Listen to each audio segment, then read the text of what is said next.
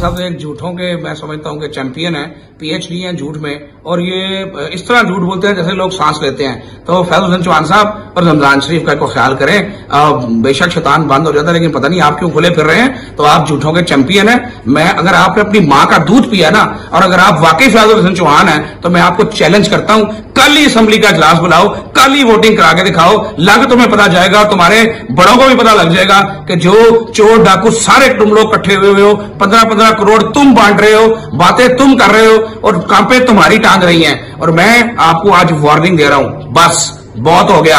अब तुम्हारे झूठ के तमाशे नहीं चलेंगे, तगड़े हो जाओ, आ रहे हैं तुम्हारा हिसाब लेने इंशाल्लाह ताला। और साफ चैलेंज तुम्हें कर रहा हूं, खुला चैलेंज तुम्हें कर रहा हूं कि अगर परवेज लाई साहब में हिम्मत है और तुम लोगों के अंदर हिम्मत है, सुबह असेंबली का इजलास बुलाओ, मीडिया को अंदर आने की इजाजत दो, मीडिया के सामने काउंटिंग कराओ, तुम्हें लग पता जाएगा। 200 तुम्हारा शौक पूरा करेंगे इंशाल्लाह ताला, तुम्हें डबल सेंचुरी से ज्यादा मारेंगे अल्लाह ताला के फजल से।